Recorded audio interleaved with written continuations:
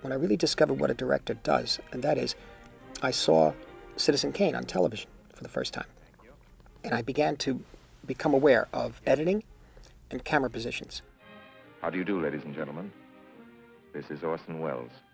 So 70 years later now that these innovations have not only been understood, but they're totally absorbed by how we perceive moving image narrative and change the grammar of movies and so on. And of course, he was a wonderful magician and a great performer, great actor. None of this means anything compared to the greatness of his own movie making. Citizen Kane stands as a great enduring work of art and an overwhelmingly powerful experience physically and emotionally that gets to me every time.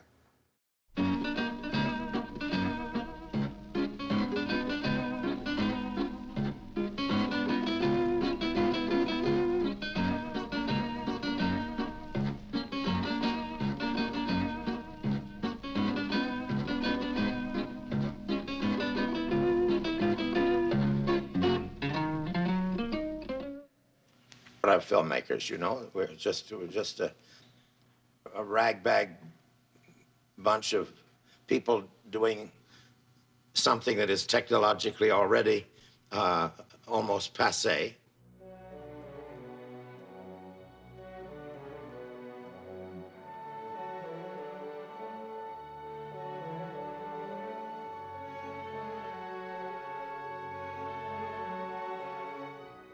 I grew up in Hollywood. Actually, I grew up on the beach of Santa Monica, which at that time was a private beach. Many people wonder why my father gave me the name of Christopher. He and my mother chose this name before I was born. But then when I turned out to be a girl instead of a boy, actually, that was even better because there were no girls named Christopher. And my father always liked to do the unusual thing. Although as a child I knew many people in the movie business, I didn't see them as big movie stars. And it was only years later when I remembered my childhood that I would say, oh my God, Elizabeth Taylor came over and made sand pies with me in the backyard. And then after my father married Rita Hayworth, I guess I was about maybe 5 years old then. And I was very fortunate because Rita took a big shine to me, and she liked to have me come over every weekend and spend time with her and my father. They lived not too far from us in Santa Monica.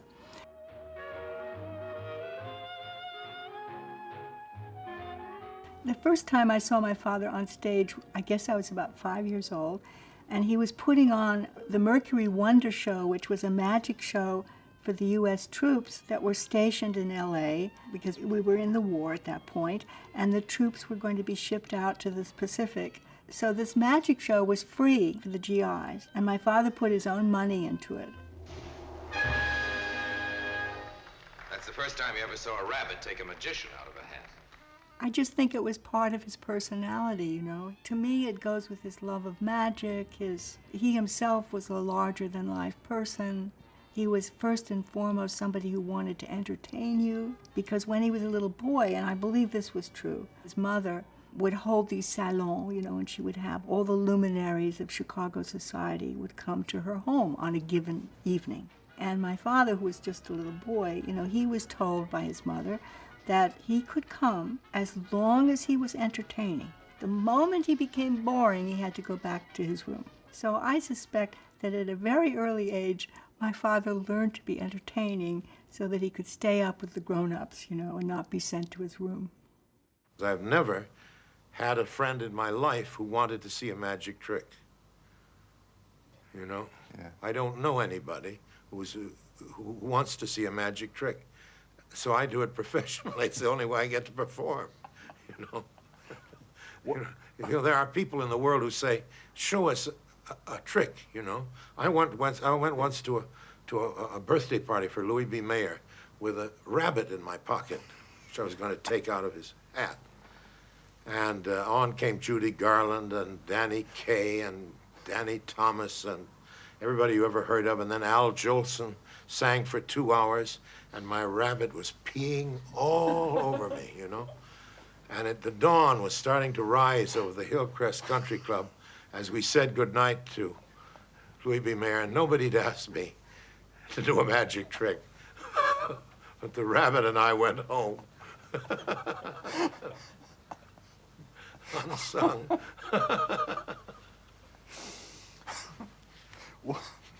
What what makes a good magician? He said seriously. Seriously, what makes a good magician? He's a man who can get that rabbit out in time.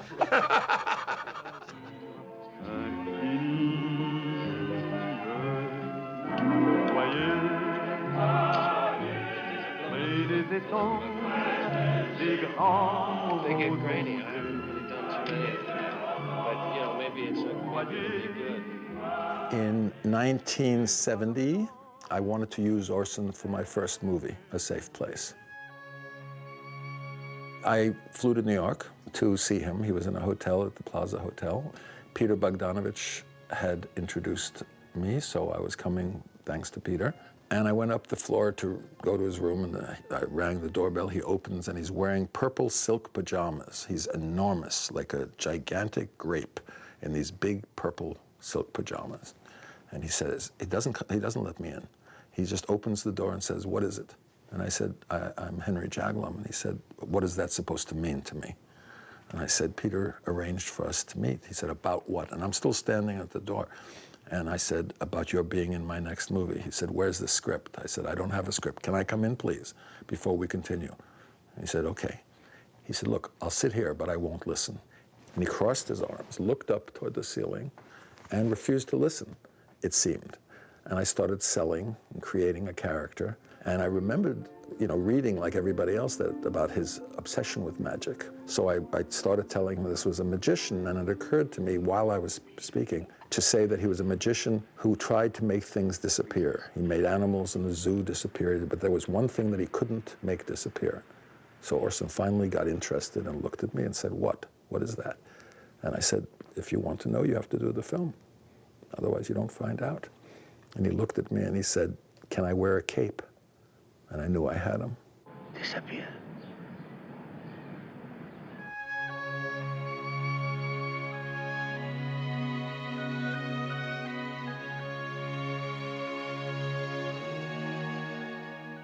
I was 23 years old in 1970, and I was almost finished with my first of 3 books that I've written on Orson Welles. It was a critical study. So I went to Hollywood for the first time in 1970, and I got Peter Bogdanovich's phone number. And I called Peter, and he said, "I'm on the other line with Orson. Could you hold on?" And I said, "Oh, okay." And he came back and he said, "Orson would like to meet you." And I thought, wow, Orson is in Hollywood and he'd like to meet me. And he said, "Call him at this number tomorrow at 5:30. Welles asked Peter to recruit film buff types and filmmakers for this film he was going to do called The Other Side of the Wind. So anyway, I called Welles and he said, "We're about to start shooting a film. Would you like to be in it?" And I was flabbergasted because I'd never acted before. And the idea of being in an Orson Welles film was amazing. And all I could think of was a really stupid question. I said, "Is this going to be a feature-length film?" And Welles laughed and said, "Well, we certainly hope so."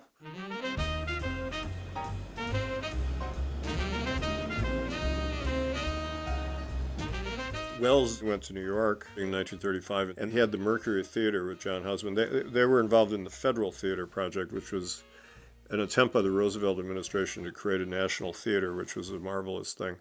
And they did a lot of plays that were very successful on Broadway. And Welles was making great strides in the radio at the time, and they had a Mercury Theater on the Air radio series. And he was a very popular radio actor. He had a great voice, of course, and so he was doing radio all the time, making a lot of money off it, and started directing plays. In 1936, when he was 21, he directed the Black Macbeth, or the Voodoo Macbeth, for the Federal Theater's Negro Theater Project. And this, by all accounts, was an amazing production. There's even a 4-minute clip that exists that you could see. The newsreel company filmed it. The Negro Theater Unit of the Federal Theater Project produced a highly successful version of Shakespeare's immortal tragedy Macbeth, which far exceeded its scheduled run in New York and was later sent on a tour of the country. The scene was changed from Scotland to Haiti, but the spirit of Macbeth and every line in the play has remained intact. In this contribution to the American theater and in other projects under the Works program, we have set our feet on the road toward a brighter future. And it was an amazing achievement for, can you imagine a young guy directing an all-black cast, at that age? So he was a world-famous guy by the time he was 21 or 22. He was on the cover of Time magazine when he was 23, which was the height of celebrity in those days. I used to go by ambulance from one radio station to another because I discovered there was no law in New York that you had to be sick to travel in an ambulance. So I hired the ambulance and I would go from CBS to NBC. They'd hold an elevator for me. I'd go up to the 5th floor, go into the studio, whichever I was booked for. I'd say, what's the character? They'd say, 80-year-old Chinaman. And I'd go on and do the 80-year-old Chinaman and then rush off somewhere else. My father made this incredible radio broadcast, The War of the Worlds, which rocked the nation and which made him famous around the world almost overnight. When he made the War of the Worlds broadcast that caused the national panic, that made him, there were headlines all over the world about this broadcast.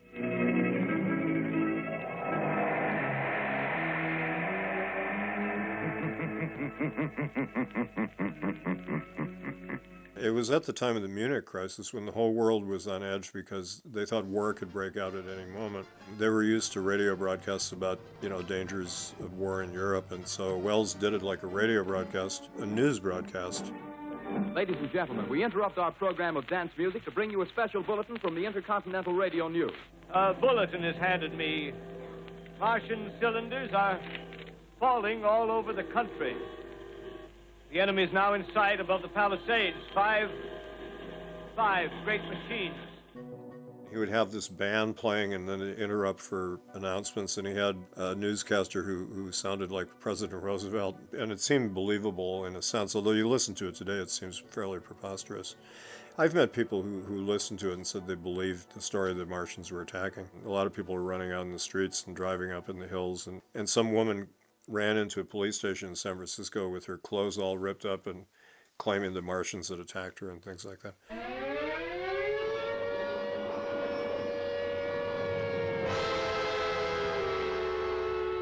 The moment that terrified the people was silence. Orson was standing in the middle of the studio, and the radio announcer, the newsman, said, "Oh my God, it's coming closer, it's closer, closer." Ah! Silence. And Orson stood in the middle of the studio going, and he held the silence for a long time. And that's when everybody got scared. So interesting, silence scared the people more than anything else. And Orson knew that would happen, I guess. He claimed that he didn't know it was going to be such a reaction, but I think he did know.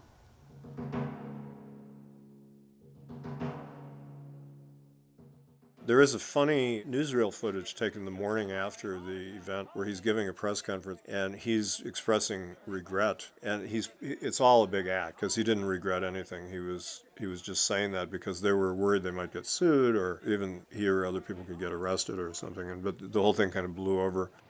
Of course, we are deeply shocked and deeply regretful about the results of last night's broadcast. I said to him, do you feel any regrets about the War of the Worlds? And what I meant was that it was like too prominent in his story. And he said, regret? What is there to regret? People believed anything they heard on the radio. And I said, let's do something impossible and make them believe it. And then show them that it's only radio. So that was what started it. And then, of course, they passed a lot of laws. Now you can't do it. You can't give a news broadcast, say this is the news without all that. But the people who tried it in other countries were all put in jail. And I got a contract, Hollywood. It really is the truth. So then Hollywood became very interested in getting Orson Welles to go out to the West Coast, and they wanted him to do in a movie what he had done on the radio. So when he came to make Citizen Kane, he got this amazing contract from RKO. Wells had to get story approval and cast approval from RKO, and he had to do it within certain budgets. But he did have final cut, which was very unusual. He had been getting offers from studios. Before that, he'd even done a couple of screen tests for Warner Brothers and Selznick, but they were offering him conventional deals as an actor and all that, and he wanted really full control, which he got with Citizen Kane, pretty full control. So he was resisting Hollywood's offers, but the War of the Worlds led to RKO making him an extraordinary offer of a 3-picture deal with a lot of autonomy. And RKO was a studio that had just emerged from bankruptcy, and they were taking chances on arty filmmakers. They were letting people like John Ford and Howard Hawks and other people make pet projects. And so George Schaefer, the president, was a rather enlightened studio executive who thought it'd be good for the studio and prestigious to have Orson Welles make films. There was a tremendous resentment from, of course, because nowadays every star has directed a movie. Even the TV stars direct some of their segments. It's perfectly normal for actors to direct themselves. But nobody had done that since von Stroheim, and it was unheard of. And then that I should be the author and absolute producer. Now, of course, the producers hated me most, because if I could do all those things, then what is the need for a producer? When Welles was shooting Citizen Kane, he was naive about a couple things. One was that he thought the director did all the lighting, because in the theater, the director was very involved in the lighting. So he hired the great Greg Toland, who was the greatest cameraman who ever lived, probably. And Welles was going around lighting everything. And Toland, he said, was such a gentleman and nice fellow that he told the crew, just don't say anything about it. And they let Welles do this for a few days. And Toland would go around, touch the crew guy on the shoulder and tell him to move the lights a little bit. And then he told Welles, you know, this is really my job. And Welles was really embarrassed. But Toland said, no, it's okay. He said he wanted to work with Welles because he had never directed a film before. Actually, he said, I thought I could learn from you because of your ignorance, you know. I wish we could have a light. You see how that light on your booster, your color tram, makes a reflection on the light. I wish we could move it so it makes a reflection. In an interview Orson gave, he was asked who his favorite directors were, and he said, well, I'm partial to the old masters, by which I mean John Ford, and John Ford. With Ford at his best, you get a sense of what the earth is made of, even if the script is by Mother McCree. So I showed that quote to Ford. He looked at it and he said, where is Orson? I said, I think he's at the Beverly Hills Hotel. Mm-hmm. Next day I got a call from Orson. Did you show that quote of mine to Ford? I said, yeah, why? He said, I just got a telegram. Thanks for the compliment. Love, Mother McCree. Then another awful moment came when I didn't understand directions. And that was because I had learned how to make movies by running Stagecoach every night for a month. Because if you will look at Stagecoach, you will see that the Indians attack left to right, and then they attack right to left, and so on. In other words, there's no direction followed. Every rule is broken in the picture. And I sat and watched it 45 times. So, of course, when I was suddenly told in an over-shoulder shot that I had to look camera left instead of camera right, I said no, because I was standing here. That argument, you know. So we closed the picture down. And about 2 in the afternoon, and went back to my house, and Toland showed me how that worked. And I said, God, there's a lot of stuff here I don't know. And he said, there's nothing I can't teach you in 3 hours. I know you're tired, gentlemen, but I brought you here for a reason. I think this little pilgrimage will do us good. Chronicle's a good newspaper. The Chronicle's a good idea for a newspaper. Notice the circulation. 495,000. But, Mr. Kane, look who's working for the Chronicle. With them fellas, it's no trick to get circulation. You're right, Mr. Bernstein. You know how long it took the Chronicle to get that staff together? 20 years. 20 years. Well, 6 years ago, I looked at a picture of the world's greatest newspaper men. I felt like a kid in front of a candy store. Well, tonight, 6 years later, I got my candy. All of it. Welcome, gentlemen, to the Inquirer. Make up an extra copy of that picture and send it to the Chronicle, will you please? It'll make you all happy to learn that our circulation this morning was the greatest in New York, 684,000. 684,132. Right. He opened up cinema to a whole new idea of what you could do. That's true. He and his cinematographer, Greg Toland, did an extraordinary thing visually that had not been done before. That certainly had an effect. But there had already been in Germany the whole expressionist filmmaking of UFA, and that's not what it was. It was the freshness in American cinema, the freshness of vision, the freshness of expression, the willingness not to play by all the conventional rules of how a movie is supposed to look and what the timing is and so on. That gave everybody who wanted to be a filmmaker the freedom they thought they wanted to make films their own way. I mean, first there was the official recognition of, new ways of telling story, innovations in storytelling and cinematography. The fact that Wells was 25 years old and came out of theater, of course, and radio, and changed the grammar of movies and so on.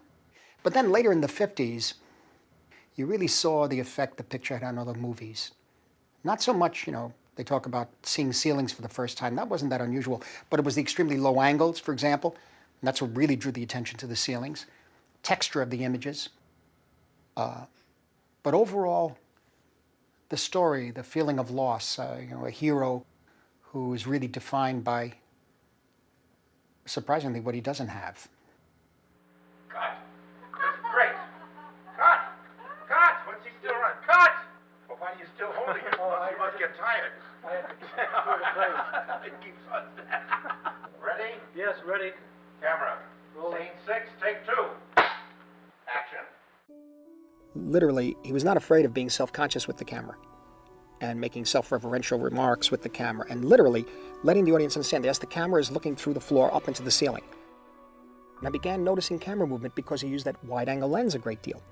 And if you use a wider angle lens and you move quick enough, you see the walls speeding past you. And this is what I think Wells brought to cinema, to American cinema particularly, because up to that time, it was the seamless film, in a way. The hidden camera, the camera that you couldn't tell was there. So Wells was the one to really open up the Pandora's box of cameras flying up. And the odd thing about the picture, and I've seen it countless times, the enigma of it is Kane himself. You don't know him. You can't get to know him. I can't really feel for him as much as I did in the beginning. But in the beginning, when I first saw the film many times, I was feeling more for Orson Welles himself, acting in the film. I liked him personally. Citizen Kane was the picture where everything was in balance and, where he worked in harmony with that system, where he had everything he needed.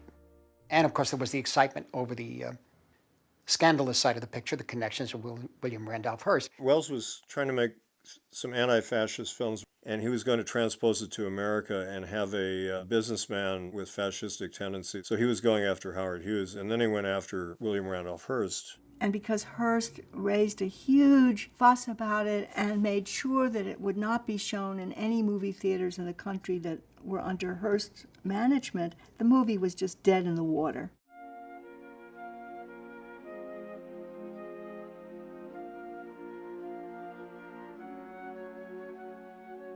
And the next venture, which was Magnificent Ambersons, again, that film just didn't do well with the public. And so the studio actually took it out of my father's hands and reshot the ending and made all kinds of changes, which from my father's point of view just ruined the movie. I mean, as far as he was concerned, it wasn't his film anymore. It was thought by everybody in Hollywood while I was in South America that it was too downbeat, famous Hollywood word at the time, downbeat. So it was all taken out, but it was the purpose of the movie. They had 2 bad previews of Ambersons, terrible previews. And the studio panicked and just cut it to shreds. And Orson was way down in Rio and couldn't come to the rescue.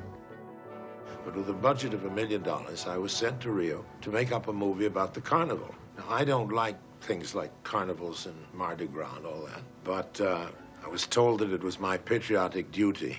They put it to me that it would be a real contribution to inter-American affairs in the Latin American world and so on. So the picture was destroyed except the first hour is pretty much the way Orson had it, and then this last half hour is very much recut and reshot. And they started cutting it. They actually shot the last. There are 3 scenes at the end I didn't even write or shoot.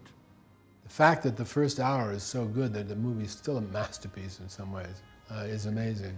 But that hurt him even more than the financial failure of Citizen Kane, because Ambersons was a failure too.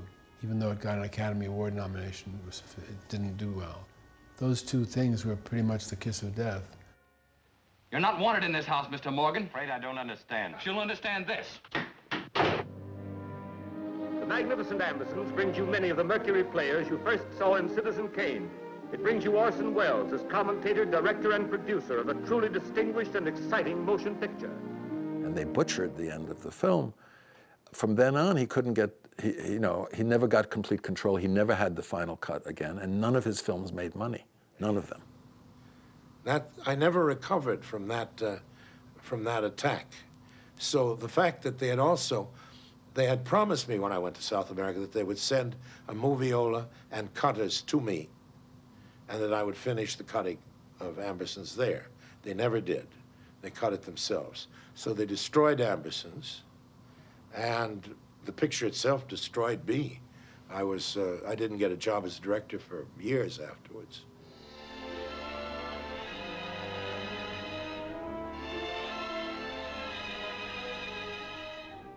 In America, he never had a hit. He never had a box office success, except for a picture he didn't like called The Stranger. He didn't like that film, but it was the only picture of his that made any money in America.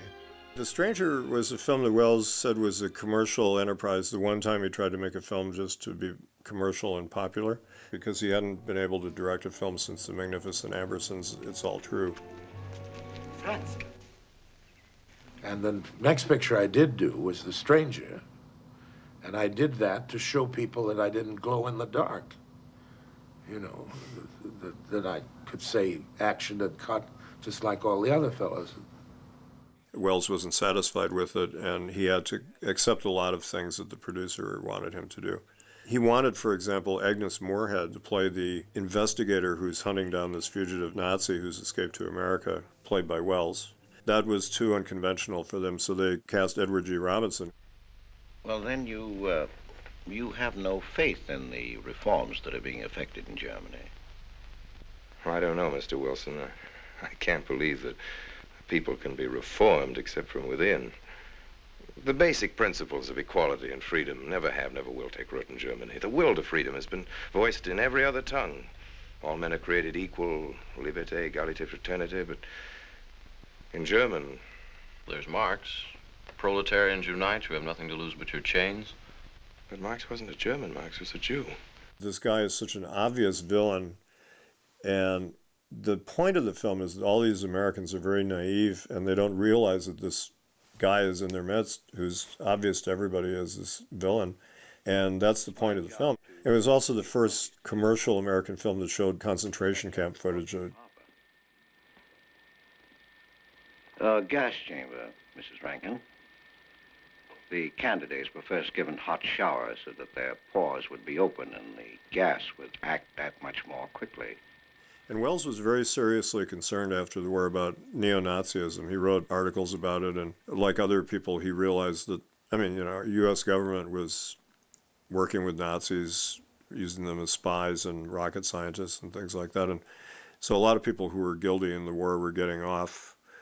And then the Vatican was helping Nazis escape to South America, and Welles was one of the people who thought this was a bad situation, so he was trying to alert the public to that.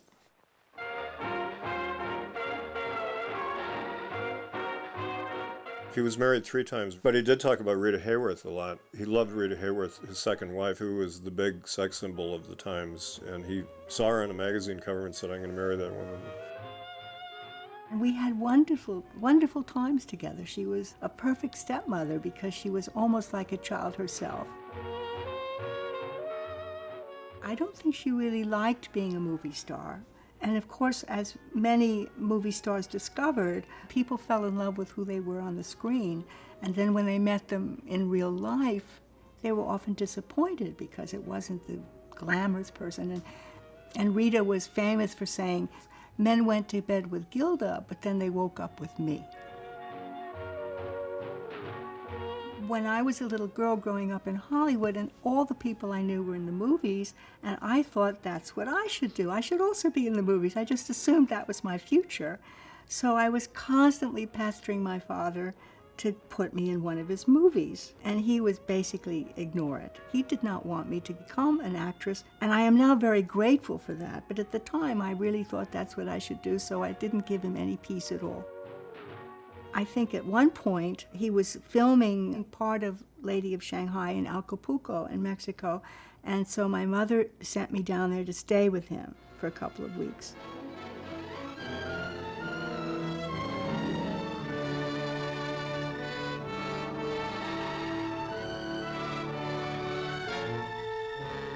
And so I was there. They were mostly doing the scenes on the yacht. Errol Flynn had loaned my father his yacht, and most of the shooting was taking place in Acapulco Bay.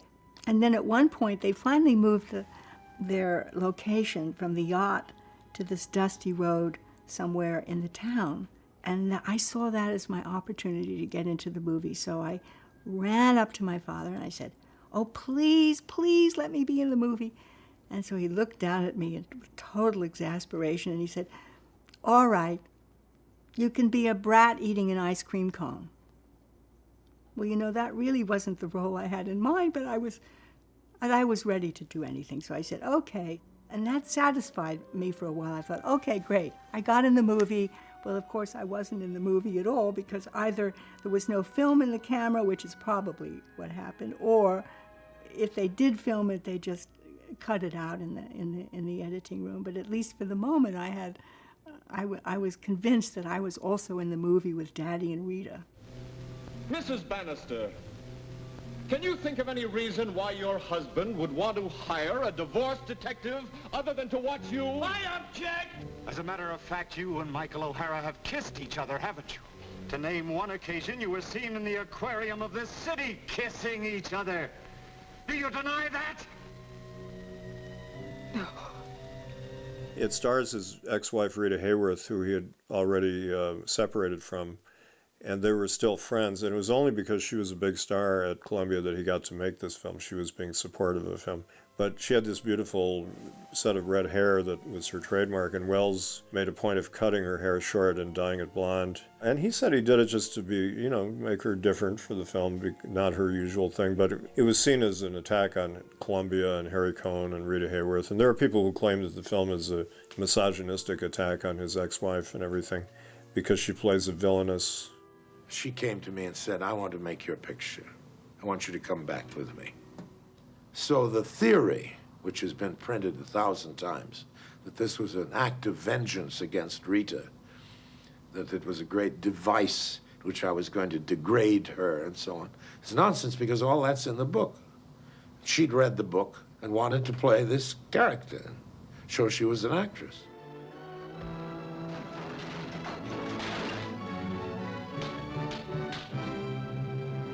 I think my father was a pioneer because he was, I believe, he was one of the first, certainly in this country, to work outside of the studio system and to finance his movies with his own money. You know, he would work as an actor to earn money, which he would then put back into his film.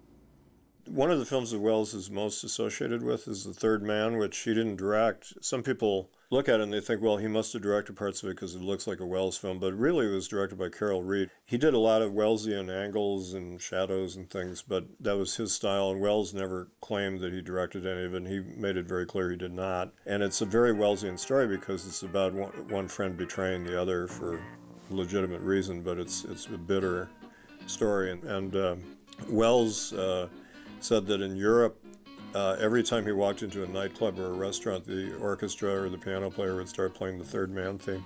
And it began to bother him and drive him crazy because, I mean, he didn't direct the film. And so he was known best for a film he didn't do. I never argue about the direction, but I usually come up with a rewritten scene. That's the headache they have to put up with. And then if they don't like it, I'll go back to the other. But I go back home at night and write next day's scene, hope they'll take it instead of what it is. But I never would tell a director, would you do that or something, unless they asked me. People wonder why my father fell from favor in Hollywood, you know, why he arrived as the boy genius, and then suddenly he was the enfant terrible and nobody would work with him. At that point in my father's career, it was very difficult for him to get a studio to back his movies because none of his movies had made money, and in Hollywood, only movies that make money are appreciated. And nobody really wanted art films. There was no audience for an art movie in the United States, unfortunately. So I think that was really the beginning of the end for my father in terms of Hollywood.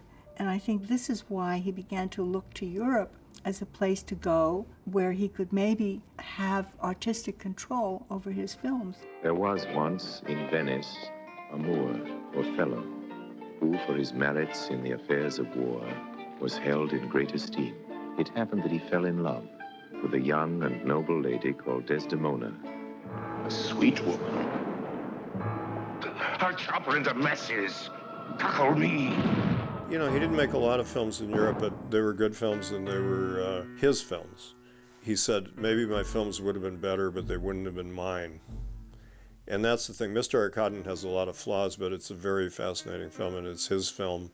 Nobody else could have made it. It's a very unusual film. And Othello, the same.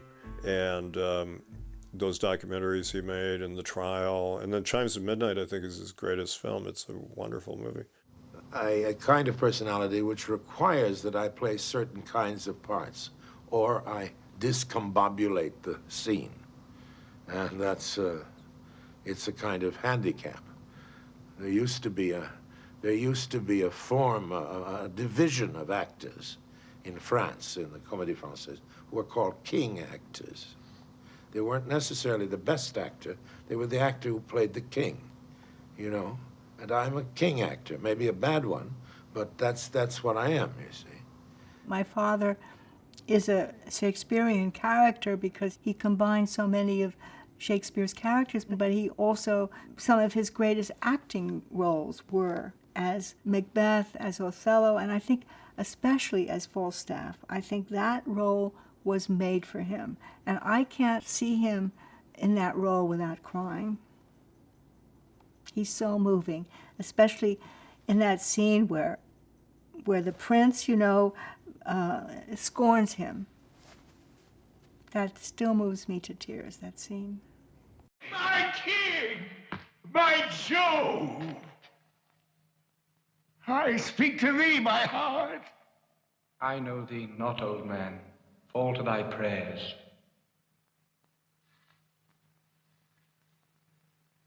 How ill white hairs become a fool and jester. I have long dreamed of such a kind of man, so surfeit swelled, so old, and so profane. But being awaked, I do despise my dream. You're my favorite picture yet. If I wanted to get into heaven on the basis of one movie, I would. That's the one I would offer up. I think it's because it is, to me, the least flawed. Let me put it that way. It is the most successful for what I tried to do. I succeeded more completely, in my view, with that than with anything else. He kept trying to make a movie that would be successful, but it seems like, you know, just as King Midas, everything he touched turned to gold, everything my father touched turned to art, and often Gothic art, and things that the American public couldn't really understand. And I have people to this day coming up to me and saying, you know, I'm told that Citizen Kane is the greatest movie that was ever made, but you know, quite frankly, I don't get it. I don't understand it. I don't see why people think it's the greatest movie ever made. Whereas in Europe, he's revered. Much more than in his own country. I've always seen that as such an irony. Over the years, Wells became known on the official record by a lot of people. It became known as a failure and a has-been. Kane was supposedly the one lasting achievement. But for us, the filmmakers, we didn't know any of that. It was a very, very different story. I had seen a number of other Wells pictures around the same time, including the Shakespeare films, Macbeth, Othello. For us, Wells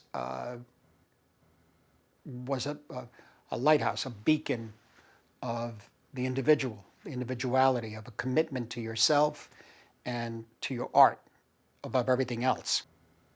Everything else.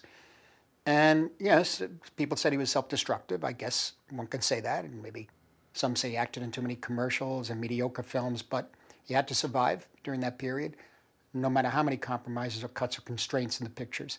One just has to look at Chimes of Midnight and whatever version one can find of Mr. Our Garden to know that. He put a lot of that money into films that he had to complete over a period of time, Othello and a number of others. When I saw Touch of Evil, for example, for many years I saw the studio version. It's still a great film.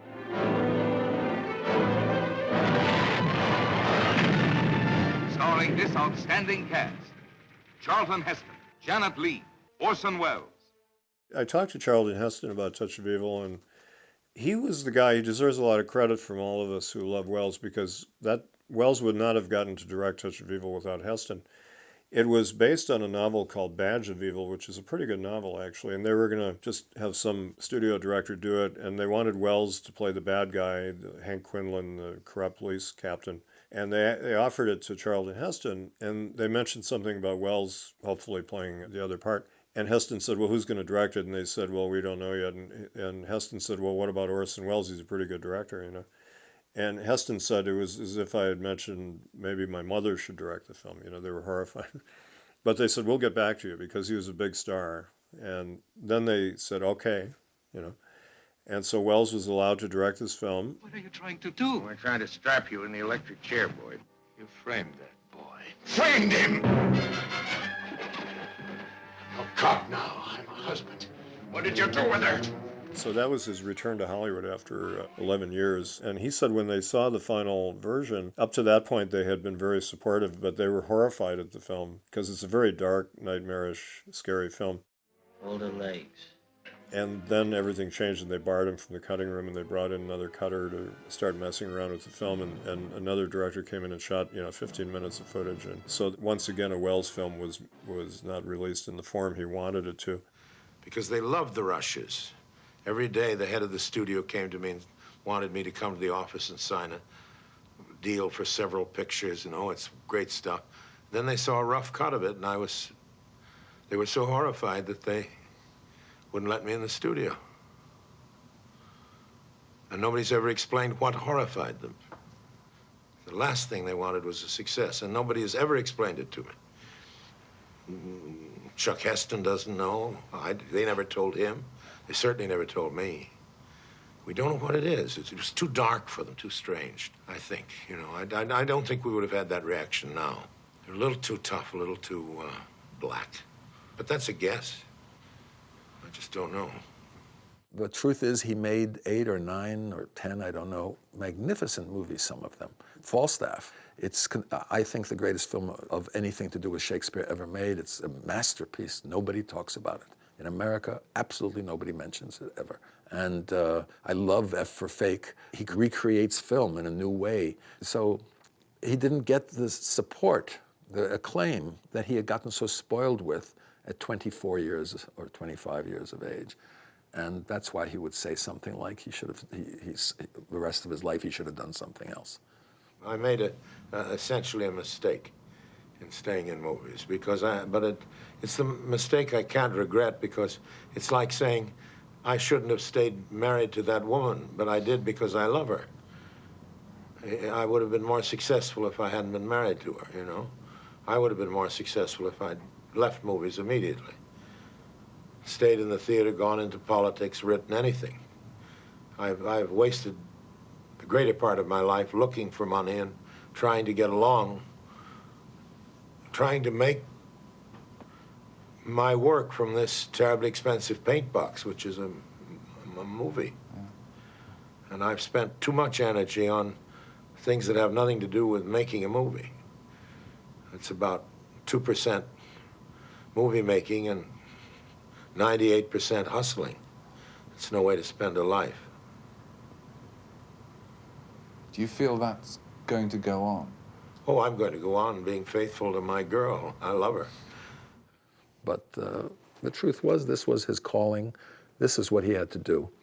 And through bad and good days and through some very difficult years, he kept trying till his very death to make movies. That's all he really wanted to do, make movies. He died, you know, with this, because he couldn't sit up, because he was so big. He died with his typewriter on his belly, writing a movie. So, I mean, his life was about trying to get another movie made, another movie made. So whatever he said about wishing that he had had some other life, he couldn't have had any other life. This was who he was. When I met him, he was working on F for Fake, and he was also trying to finish Merchant of Venice, which he never did finish. But then he decided to make The Other Side of the Wind, and he used his own money to start with. He shot for about 4 or 5 years, really, off and on. He shot in my house when I got a big house in Bel Air. He moved in and was there while I was in Europe making a film. Well, he shot that film, finished shooting the film. He never was able to finish editing it. At a lunch we had sometime, in the mid-70s, he turned to me suddenly and he said, "If anything ever happens to me, I want you to promise me you'll finish the picture." I said, "Orson, why would anything happen to you? What a terrible thing to bring up. Nothing's going to happen to you." He said, "I know, but if it does, I want you to promise me you'll finish the picture." I think somehow, you know, like many great men, they have a sense, they know that they're great. They know that they will live beyond their time.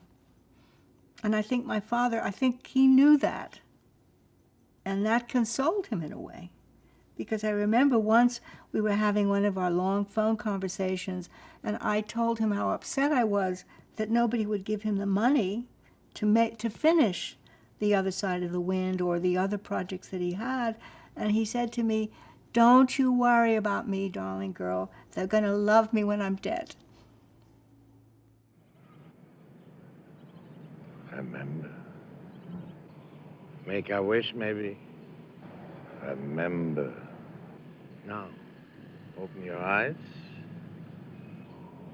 and open your hands. I made 3 films. One I acted in, The Other Side of the Wind. One he acted in my first movie, A Safe Place. And he acted in his last movie, Someone to Love.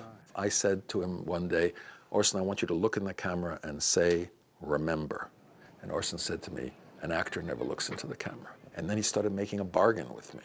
He said, "Well, you keep saying that's okay after I do 1 or 2 takes. I never feel you're going to pick the right take anyway, because you're not me. And I want to be able to go 20 takes, 30 takes if necessary." I said, "Okay, I'll make a deal with you. You can do as many as you want," I said to him, "and you tell me which are the best 2. And I'll make a note, these are Orson's favorite ones." He said, they'll let you do that? You can do that?" I said, "Yes." He said, "What do you want in return?" I said, "I want you to do what I ask, like look in the camera when you say you do. I want you not to tell the other actors what to do," because he started telling them. I said, "I want you not to direct." He started telling, "That's the wrong place for the camera, and put the lights over here." I said, "Orson, none of that. In return, all the takes you want." And he said, "It's a deal." You know, and he was so cooperative, and he never needed more than 2 or 3 takes. But he felt insecure, and he starts with "Remember." In my... I'm sorry. You blew me. He broke up and broke me up. N6 sound 296. That clever idea of doing many of them went to hell. N6 sound 293. I was only good for one. It was one shot. His last acting performance was in my movie, Someone to Love. I said, "I need you to sit in the back of the theater and talk and answer questions from me, the young director, to you, the older director." He said, "Okay." I said, "But I need you to do what you just said, Orson, to be who you are, as yourself. No makeup, no accents, no noses, the real you." He said, "Oh, great. That's just once in my life." And then he showed up, and I said, "Orson, is that you?" Because he had this makeup, he said, "I'm Greek. I'm a Greek. Do you like that?" I said, "What are you talking about, Greek? We had this whole discussion about the reason you want to be in the movie. to show who you are. Oh, you don't like this? He said, come back in an hour. I came back in an hour. He did a different makeup, Egyptian, with an accent and another nose. I said, no. I said, Orson. And he wanted me to keep, because I couldn't change Orson. He needed to play this game till I finally said, Orson, I'm not doing this unless you, no noses, no voices, you on screen, for the first time completely as who you are. He said, with this little nose? I said, yes, with that little nose. I have a terrible feeling that because I'm speaking to you from the back of the theater, and because I have a white beard, you may expect me to give you the truth about something. I'm speaking from the cheap seats, not from Mount Sinai. On Someone to Love, at the end of the film, he turned to the cameraman and he said, cut. And the cameraman cuts. And I ran over, I said, what are you doing? And he said, Orson Welles told me to cut. What am I supposed to do? So I said, oh, okay. And I flicked the camera back on. Orson didn't know it was back on. And Orson started to laugh and started to laugh and laughed bigger and bigger. And as he was doing it, I was thinking, I've got it. I don't know what I'm going to do because he's not going to let me put this in the picture. But this would be the perfect ending because he's laughing like at 50 years of all the problems. It's giving him what we call the last laugh. Don't I need a finish? No. Could I kill everyone else? By this time, the credits are rolling down, and the audience, such as it may be, is on its way up the aisles. As far as this movie is concerned, it seems to me you've got your ending. Why?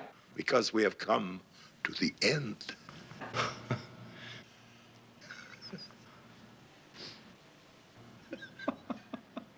I'm glad you came today.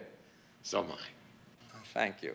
Stay a little we longer? We really can't go on recording this. Why? It's got too sweet. I'm not going to say cut.